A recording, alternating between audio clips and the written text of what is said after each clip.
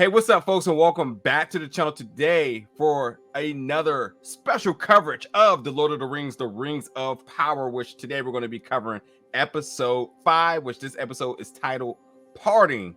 Terrell and I, what we do here is we're going to list our top 3 of anything about this episode, whether it's the top 3 things we liked, the top 3 things we didn't like. It could literally be top anything. And we encourage you in the comments below to list your top whatever moments of this episode, whether things you like, things you have questions about, your biggest moments, whatever it may be. You list them as we list ours. Now, we don't prep before this, so I don't know what Terrell's going to have his top 3 or whatever. He doesn't know mine, but we're going to kind of get into the episode and list them, ending this episode off with a ending explain discussion. So with that being said, Terrell, what you got for this week?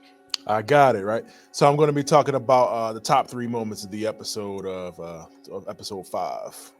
Okay, let's start with your first one. Let's get it. First scene that really stood out to me, of course, was the scene with the King of the Orcs, him talking to one of his orc friends who has no name because none of the orcs have, it's not Bob 1, Bob 2 in this episode. They need to give these guys titles, something. But just him kind of explaining the whole thing with where he asked him to stick his arm out, and he said, he asked him, of course, how that feels. Of course, the orcs, for whatever reason, they hate sunlight. It burns them. They're like freaking vampires. I mean, they've been in the dark their entire lives, so they're insensitive. It's just like anybody else with like eye sensitivity. If you're in the dark the entire day, you get out, your eyes be like, "Whoa, what the hell is this?" So. Just kind of him explaining to him, like, look, he kind of explaining the plan per se, like, hey, the plan is to kind of use whatever to block out the sun, so it's just eternal darkness, and then we'll rule over this land, which seems like a super villain plan of any movie, right? Like, we're just gonna block out the sun, and Sauron's gonna rule back over. But no, just kind of giving you the audience a look into what's going on, what his plan is, and kind of his relationship with the orcs, to a certain extent, and why they kind of trust him. Because to anybody else, this is just a rogue elf, controlling an army of orcs here. Like, what's the deal? But as we know, they're looking for the key, the Sauron key, or whatever the heck that thing is. Did they explain what it is, so that they can block out the sun from Superman can't have his powers? But I was really digging that scene in the way they shot that, man. Just kind of darkening up the camera as they look towards the sun as it was getting dark. Like, oh, okay, time to go back inside now. So fair enough. All right, so for me, my top 3 is going to be my top 3 hell yeah moments that made me pop in this episode. Moments I was like, oh, I'm really digging this. Kind of made me jump out my seat a little bit of excitement. My first one is going with the giant, aka the stranger, aka the person with no name. Because I mean, listen, we're comic book fans. We love all the nerd culture, and anytime you see an enhanced individual, and you're gonna draw my attention. Right. So when we got to see my man use his powers against those 3 devil dogs to save Nori and the crew, I was like, hell yeah. And it's because we're still starting to discover more about who he is. We also seen 3 or more people that were in white that were looking for him, who they're, again, when you talk about costume designs and aesthetics, that shit looks amazing. That almost made my moment too, because I saw them and I was like, oh, well, who are they? Like, I got questions, but seeing the stranger sort of go about his power and protecting Nora, I love this dynamic between the 2 of them. It's so easy to want to gravitate to characters like Eleanor and the crew, because it does take us back to the original trilogy with our sort of love for the hobbits. And yes, they're not hobbits, they're like, we'll just say distant cousins of the hobbits, but it's sort of the same sort of emotional connection with these characters, where you want to see them get to a point of safety, and with them having protection. I mean, this is gonna be like a little bit of a reach too, but like the stranger is kind of giving me Gandalf vibes, because like he's like the protector and he has abilities, and like while we don't know much about him, and we knew about Gandalf and his statue, learning more about Gandalf in his past after a while, and obviously his future, it's the same connection, because you're just like, listen, this person, we don't know who he is, but like he truly cares about Nori and the crew, and he's still sort of figuring himself out a little bit. So like that moment of him using the powers with these dogs that every episode since like we getting like new demon creature dogs, which those designs are pretty cool too. Yeah. I really enjoyed that, and I thought that like, yeah, that was dope. Are you saying you think this is Gandalf, like young Gandalf? No. I don't think it's Gandalf. I'm just saying like the connection. You have a young group of folks who really can't defend for themselves. Right, it's the same story. With a protector, it's the same story. Yeah, and who doesn't like Gandalf and the Hobbit crew? Name one group. Name any individual out there that did not like that. And I think they're just using the same style of storytelling with these characters, where you're just like, well, I clearly like Nori. I mean, she's ambitious, she's curious, you know, she has a good heart. Everyone kind of backs her. I mean, she's made mistakes that maybe like at one point was deemed irresponsible, but they rallied behind her. But they was like, well, listen, now everybody's taken towards an outsider. They've never done this. That just shows you just how, you know, much of an influence she is. She's also given the stranger a little bit of confidence as well, too, in terms of helping him return home. So, like, you know, she's the center of all this, much like Frodo. You just start to say, like, listen, like this little crying little sucker who everywhere you look, somebody's helping him. But like, you know, it's that emotional connection where like Nori's sort of like the centerpiece that's motivating everybody. And I mean, maybe Frodo was motivating folks as well, too. I mean, I guess so. Definitely more Sam than Frodo. Maybe Sam was definitely the MVP of best friends. Sam and Krillin are if you need best friends, those you need to model your best friends after. Undeserved best friends. That's like for real. They just don't get enough credit. But like I do think like Frodo did kind of motivate all the other folks, because they was like, well, if this little hobbit is out here, you know, getting ready to save Middle Earth, then you know we can do it too. And I think like Nori is sort of like the center, the gravity center of everything around her folks and the stranger and even evil to come. So we'll see. But I really did dig that moment, seeing him do his little blast on the ground. I was like, okay, yeah, and some power energy there. I don't know what that. Yeah, listen, I'm all for it. I'm gonna moments like that, I'm gonna scream hell yeah, and so I did. So I made my list. So that's my first one for my top three hell yeah moments. that was a good moment, like that for sure. Definitely moment episode number 2 for me is just the whole training sequence with Galadriel showing her ass off again. Hey, listen, let me interject. That's also my second in my hell yeah moment. So let's go for it. Again, you know, it's in her nature. Like she's still an elf, right? And elves almost kind of want to prove superiority in a lot of different things in this series, and you see it just the way they talk to people, the way they act, the way they fight, stuff like that. And of course, what better moment to take advantage of this than to show these soldiers that you can fight better. You know what I mean? Like, and the classic, if you land a hit on me, you get this episode or part of the episode.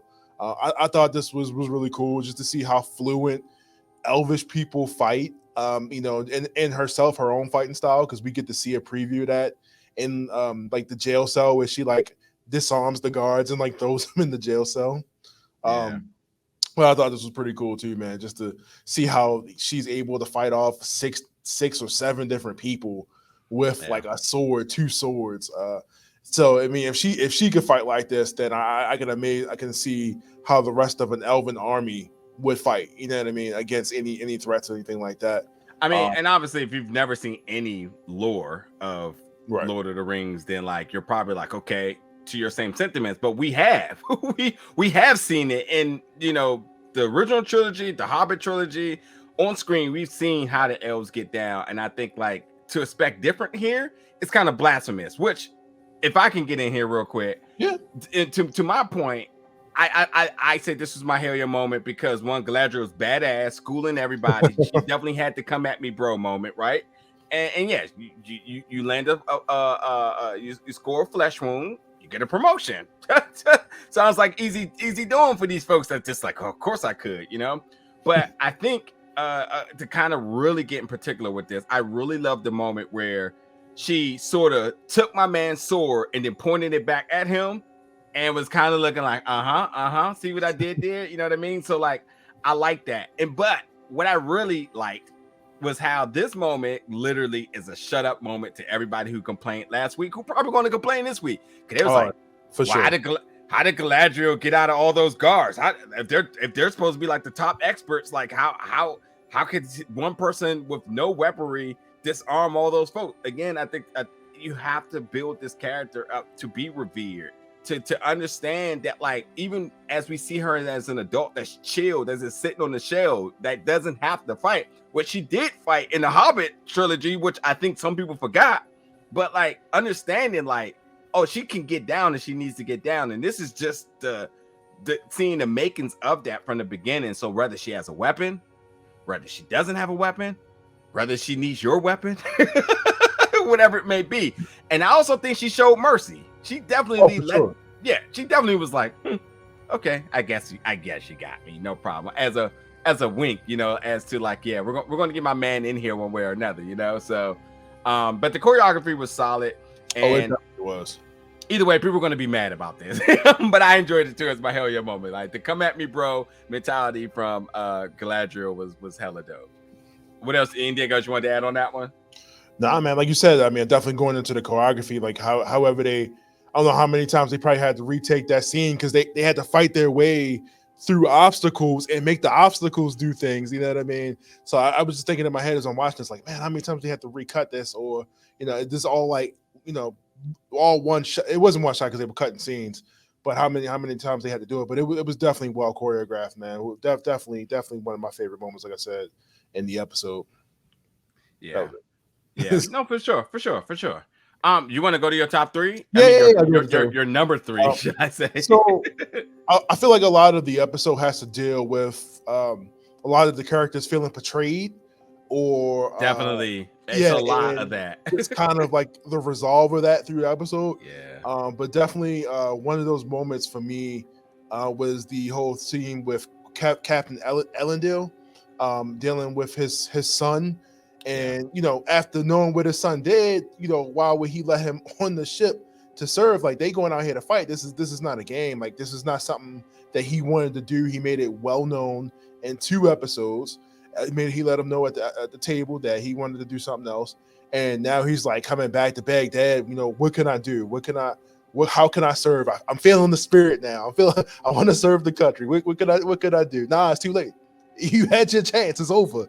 He said you had your chance and you made your choice. That stood out to me, and as he tries to prove what he can do to get himself back on there. Like, you know, there's a series of moments in the episode where he stops a guy from burning down the ship, and, you know, he comes in and, Dad, you know, what else can I do? But it's a lot to do with like his father knowing that he not cut for this life, and his friends even say that. Well, but wait, I need you to get there's a little bit of a discrepancy in what you said. Yeah.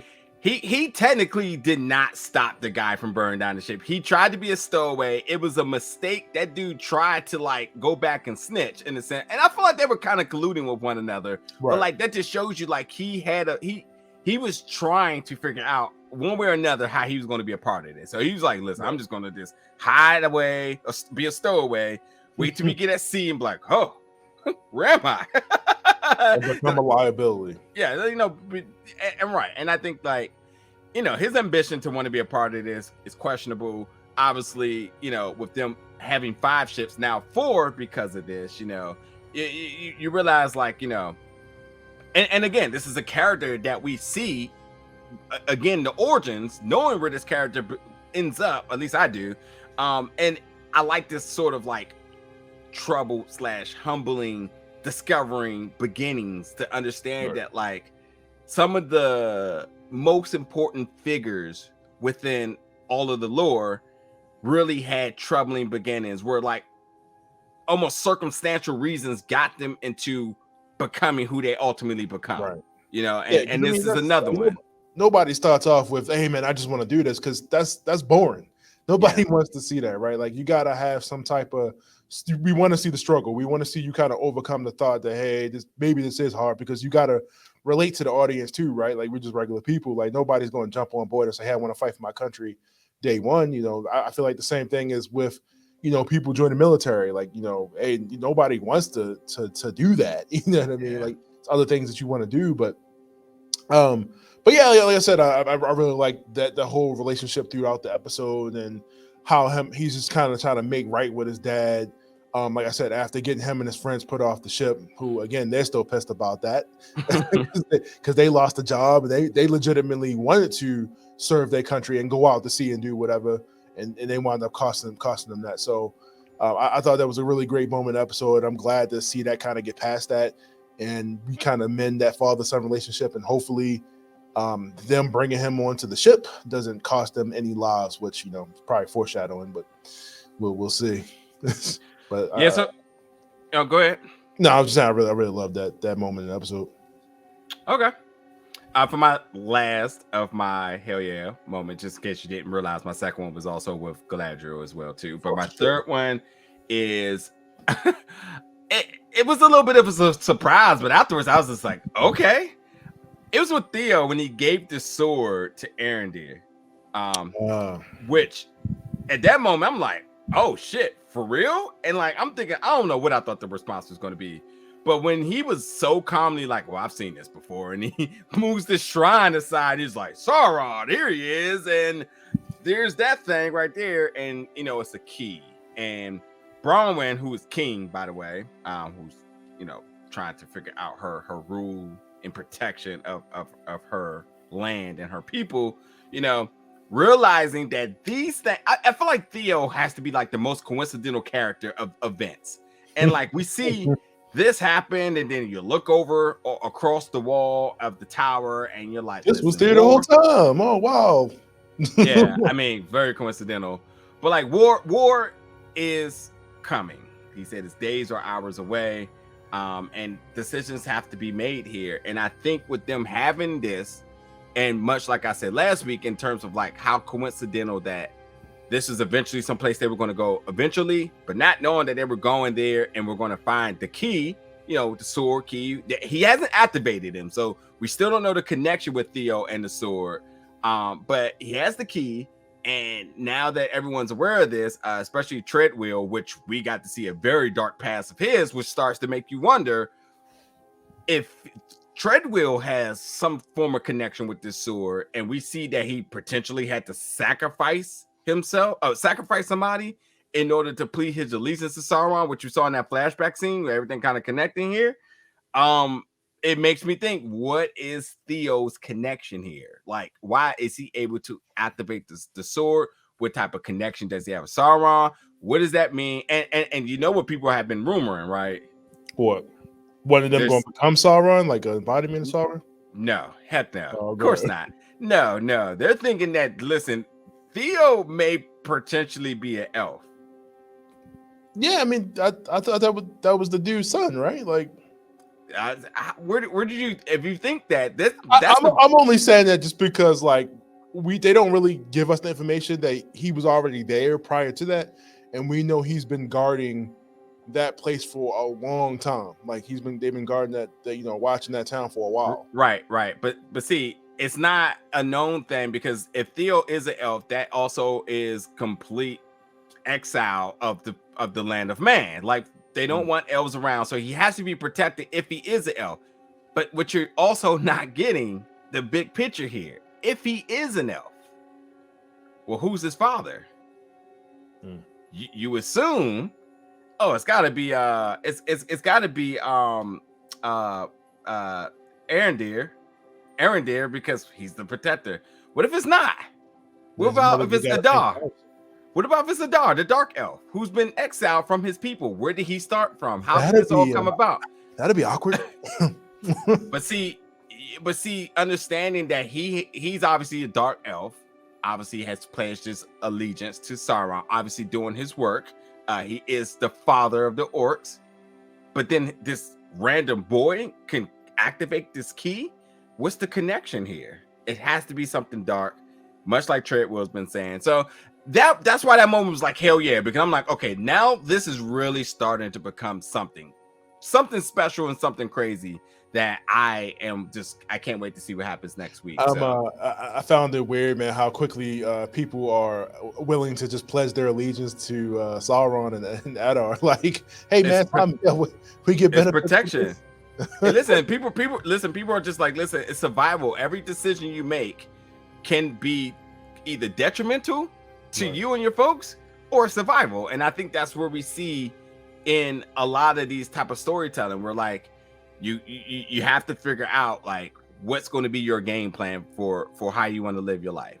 You know, you can be a slave, you could be a soldier, and I think that's one of those type of things. With Trevor was like, listen, I'm good with, you know, just living, so I pledge my allegiance to you. So there's that. Anywho, blood pack, brother. We know what you got to do. It's wild. Anywho, let's get into the ending displaying again. In displaying full spoilers about the last closing moments of this episode. And folks, definitely get in the comments. Let us know some of your favorite moments, your hell yeah moments, or just moments within this episode that you just liked, rather by the structure or how it was shot or whatever it may be. Just give us your top 3, whatever it is, in the comments. There's a lot of things that happen in this episode that, you know, Elrond and his whole revelation that happened. There's the survival of the elves. Like, there's a lot that went on in this episode. So definitely get in there and let us know. Oh, and did I mention? Because I feel like I didn't mention this, but what was I just thinking about? You talking about? No. It's in my ending display. I knew it was something else I wanted to say. So anyway, ending display here, we now have Numenor and the folks getting ready to leave for war. They are on their way to Middle Earth. There was 5 ships, 500 people. Now there's 4 ships, 500 people, because of the ship that exploded, obviously. But there's a lot to kind of make of this moment. One, I thought it was beautifully shot.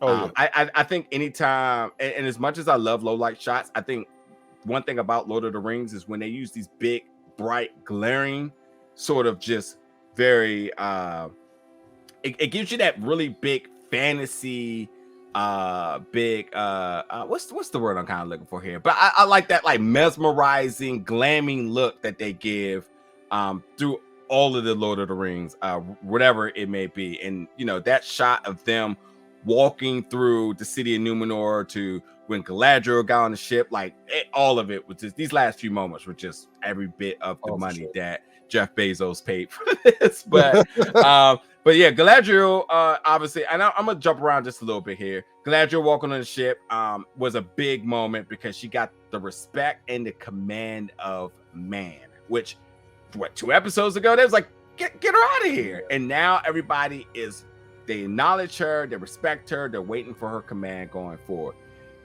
Halbrand, and her embrace, which is a big moment because throughout this episode, we've seen conflict between the 2 of them. Where was he ready to stand for his people and go back to the place that he said he would never return? One moment he says no, said you use me. The next minute he said no. Then he got called upon by the queen, and he had at one point dropped his pennant, and he picked it right back up. His pennant, his necklace, picked it back up, which was the sign of like the peace that he needed, you know. And you know, there's a lot of regret of his past, which we've seen as well. These things are all connecting as we see who he's connected with. So, you know, that big orc army that's coming to the tower looks like we know exactly where we're going to see this war go down, which is good because you're starting to wonder, like, yo, do they even have any soldiers with Bronwyn and them? Like, do they have anybody? But clearly we got help on the way.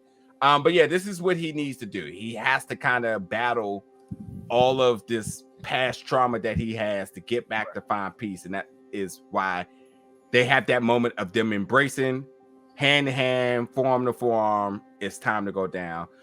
Also in the city, we got the scene Queen Regent in her armor. I mean, I'm pretty sure she speaks to the casting and not casting, the costume designer, or I forget what they call it, the person who handles just the outfits. But I'm pretty sure they was like, hey, I need all my stuff to be A1 because she's like 5 for 5 in all of her outfits so far.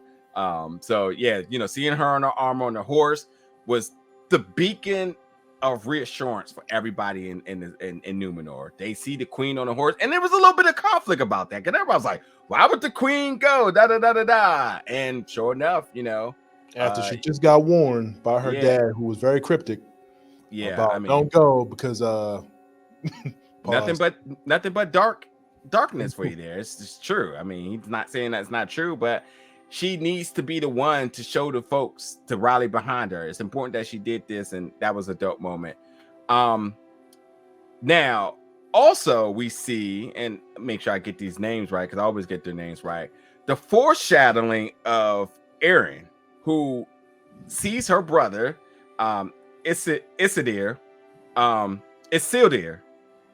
who finally makes his way to be a part of the army to fight for Numenor after everything he's been through. Finally gets his chance. Now, folks, the foreshadowing here is what I wanted to talk about a minute ago when I was like, I need to make sure I bring this up, because while it looks like there is danger in his near future, this is a character who has a very, very, very long story arc.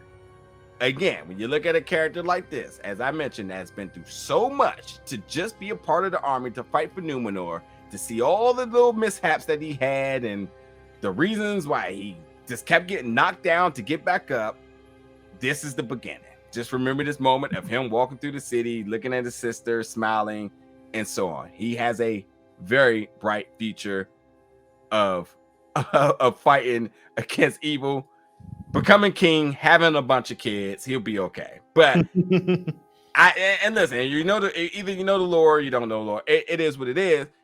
The interesting aspect of it is that, well, what is she actually worried about? Is this just natural fear? I mean, let me rephrase that. Her worrying is completely natural, but what is this scene foreshadowing? Because it's clear that it's supposed to project something to us, and maybe it's because it's like, well, y'all don't actually know what's going to happen to him. You're thinking like, oh, maybe he's not quite suitable for this, or why is he going? He's messed up so many different times, and maybe it's a little bit of reverse psychology here, and so be it. But hey, it is what it is. But this is why we're talking about the end of this plane, where I'm saying like, nothing to worry about here. He's gonna be okay. He may not be A1 day one, but he is going at some point be respected amongst many and king, as I said. Right. But yeah, he tried everything to be a part of this, and he gets on the ship, and he said, I thought I was gonna be part of cavalry. He said, yes, stable suite. And him and the boys, that obviously a dad joke here, but him and the boys all laugh it up, chop it up, and it is what it is. And good moment for them. But yeah, it's time for Middle Earth. They're leaving Numenor, war is coming, and it's time for things to go down. I think once we get to next week's episode 6, I think it's gonna be crazy, man. I think I think this is where the action about to spark off for real. Yeah. Like I feel like we got a little preview of like what the show's capable of, but I feel like they about to bust that budget on the right here going forward. Yeah, we need that. It's about time, and here we are finally. So, what do you want to add for the end of this plane? Anything else? Yeah, I mean, just kind of what I had written down, like just what you talked about already, was kind of Halbrand just kind of finding his purpose, like him literally just floating around out at sea to a certain extent, and coming to Numenor, and just to go back to a place that he said he would never go to, that Galadriel tricked him into going, because he had no clue, like, what? Excuse me, what was the plan? And they found out that, hey, they're both using each other for AYZ, and she apologizes, but at the same time, he still has a lot of like doubt in his mind that she has to convince him of, and of course apologize. But at the end of it, we see him grab his like the chain or whatever, the little baggy thing he was, his badge that they winds up taking, because it does a slight pause at the end of the episode where we think he's just leaving it, he's just done with it, and of course he comes back and grabs it at the end. But like you said, to see him go through all that and to become get a spot on the ship with Galadriel of all people, because like, come on, you selling with an elf, that's a big deal. Elf selling with people at Numenor, I mean, like you can't get any more serious than that. But her entire plan is to have him go back to where he came from so they can gather an army from his people. We'll see if they can, to do that. More or less, not grab an army for his people, but like to crown him. Right. So you're something he doesn't even want. Right. But I mean, that's the whole, metaphorical aspect or symbolic aspect of him picking back up his pennant. It's saying like, if I'm ever going to work through all this that I've tried to run away from in the past, Right. I need to do this. This is the piece that I need to do. So that's like the whole, like, listen, I'm going to do this. And I guess he's going to assume, the role of being king or being crowned something. And, not only are you aligning elves with man, but you're also aligning Numenor with his people, which the more you can rally up against the orcs and Sauron, the better. And obviously, this is where I would assume we're going to Bronwyn and her folks, and that what's the town of how you say it? Tahart? I think that's how you say it. Ara? Yeah, Tahart. Tahart, yeah, whatever. But I'm thinking like, obviously the folks at the tower, that's what I'm calling the folks at the tower by King Bronwyn, and then and obviously we're about to have another interaction that we haven't seen yet. That's Galadriel, an elf, along Arondir, an elf. What is that going to be like, And when Galadriel gets aware of this key, how much knowledge does she have of it? What does that mean? What does when you talk about danger and darkness and fear, when Queen Regent sees it, and then what does that mean? So there's a lot of things that I'm looking forward to come next episode, as we will be back each and every week with our top three moments, top three things we like. It could be anything, and you can also be a part of this by jumping in the comments, letting us know your top three, and whatever other comments you may have about this episode. But as always, folks, thank you so much for tuning in. Like, subscribe, comment below, and we'll see you back next week for another top three moment of The Lord of the Rings, The Rings of Power. Thank you for watching. See you.